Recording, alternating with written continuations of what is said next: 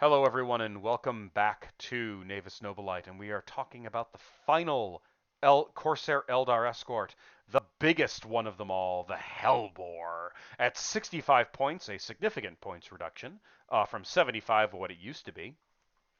We are looking at, unquestionably, the most heavily armed Eldar Escort for the Corsair, and probably the most heavily armed Eldar Escort of any Eldar fleet.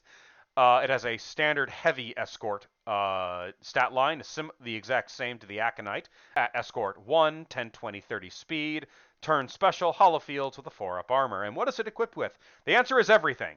It has the kitchen sink. It has a pulsar lance, 2 torpedoes, and a prow weapons battery. This thing has everything, and it also has everything with a great deal of malice. So the I personally love this escort. I love taking this escort. This escort gets a lot of hate from detractors because they say it's too great a points investment for the weapons that you get. I personally view this as an investment in a platform that can take on any possible threat.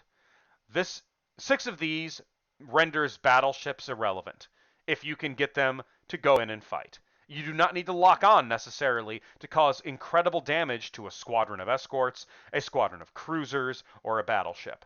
Because ultimately you have the weapons battery to knock down the shields, you have the pulsar lance to do the bulk of the damage, and you have the torpedoes to finish the job. Now, if you manage to take out the enemy with the pulsar lances and the batteries, you can send these torpedoes somewhere else and make someone else's life a living hell. Ultimately, it is a huge amount of points concentrated into a huge amount of firepower, concentrated into a tiny little platform that is capable of taking on a huge amount of things when in numbers. Now, I would say that the best way to field these for a points economic way is a squad of 3. That is still 3 pulsar lances, 6 torpedoes, and 3 weapons batteries. That is usually enough to make any cruiser reconsider its life choices.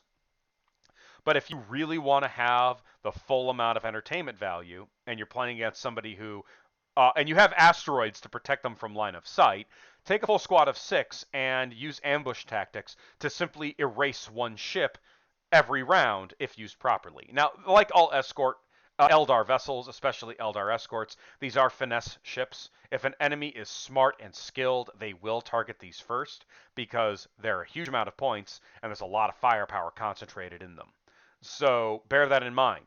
This is a high risk, high reward, and highly entertaining ship to take.